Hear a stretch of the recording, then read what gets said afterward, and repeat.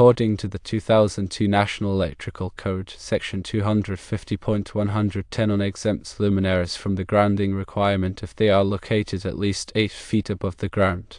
Section 250.112 does not specifically address luminaires. Therefore, according to the 2002 National Electrical Code, luminaires at least 8 feet above the ground do not need to be grounded. The language of Section 250.110 in the 1981 National Electrical Code is essentially the same as in the 2002 National Electrical Code. However, the 1981 National Electrical Code does not include a separate Section 250.112J for luminaires. Therefore, it is likely that the intent of the 1981 National Electrical Code was also to exempt luminaires from the grounding requirement if they were located at least 8 feet above the ground. Based on the available information, it is reasonable to conclude that both the 2002 National Electrical Code and the 1981 National Electrical Code exempt luminaires at least 8 feet above the ground from the grounding requirement. It is important to note that this interpretation applies only to fixed luminaires. Portable luminaires must be grounded regardless of their height. Local amendments or variations to the National Electrical Code may apply in some jurisdictions. Grounding is a critical safety measure in electrical systems, designed to protect individuals from electric shock and prevent equipment damage. The National Electrical Code, or NEC, provides comprehensive guidelines for grounding and bonding, ensuring the safe and reliable operation of electrical installations. Grounding creates a low impedance path for fault current to flow back to the source, causing the overcurrent protective device, such as a circuit breaker or fuse, to trip and disconnect the circuit. This rapid disconnection minimizes the duration of the fault, reducing the risk of electrical hazards. The general requirement for grounding electrical equipment is outlined in NEC Article 250. The purpose of grounding is to limit voltage to ground, protect against electrical shock, and provide a path for fault current to facilitate the operation of overcurrent protective devices. However, certain exceptions exist, as detailed in Section 250.110 which specifically addresses luminaires. Luminaires, also known as lighting fixtures, are typically required to be grounded to ensure safety. However, the NEC recognizes that certain installations pose a low risk of electrical shock due to their location and accessibility. Therefore, an exception is provided for luminaires that are mounted at a certain height above the ground. This exception is based on the premise that luminaires located at a sufficient height are less likely to be touched by individuals, reducing the risk of electrical shock. Section 250.110 of the NEC states that luminaires are exempt from the grounding requirement if they are located at least 8 feet above the ground. This exemption applies to fixed luminaires, meaning those that are permanently installed and not intended to be moved. The 8-foot height is considered a safe distance, as it is generally beyond the reach of most people. It is important to note that this exemption applies only to the grounding requirement for the luminaire itself. The circuit supplying the luminaire must still be grounded in accordance with the NEC. This means that the equipment grounding conductor, or EG, must be run with the circuit conductors and connected to the grounding electrode system. The equipment grounding conductor provides a path for fault current to flow back to the source, ensuring that the overcurrent protective device will trip in the event of a fault. The exception for luminaires located at least 8 feet above the ground is based on the principle of reduced accessibility. When luminaires are installed at this height, they are less likely to be touched by individuals, reducing the risk of electrical shock. However, it is important to consider other factors that may affect the risk of electrical shock, such as the presence of conductive surfaces or the use of metal poles or supports. In some cases, it may be necessary to ground luminaires even if they are located at least 8 feet above the ground. For example, if a luminaire is mounted on a metal pole that is within reach of individuals, the pole should be grounded to prevent it from becoming energized in the event of a fault. Similarly, if a luminaire is located near a conductive surface, such as a metal fence or building, it may be necessary to ground the luminaire to prevent the conductive surface from becoming energized. The NEC also addresses the grounding of portable luminaires. Portable luminaires are those that are designed to be moved from one location to another. These luminaires are typically used in temporary or construction settings, where they may be exposed to a higher risk of damage or abuse.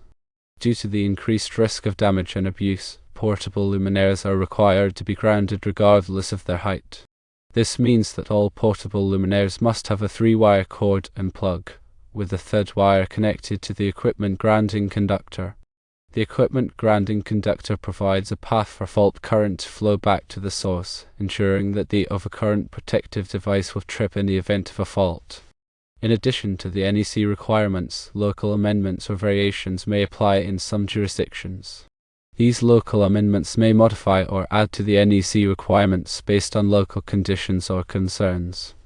It is important to check with the local electrical inspector or authority having jurisdiction, or OJ, to determine if any local amendments apply to your specific installation. The AHJ is responsible for enforcing the NEC and any local amendments, and they can provide guidance in the proper grounding and bonding techniques for your specific situation.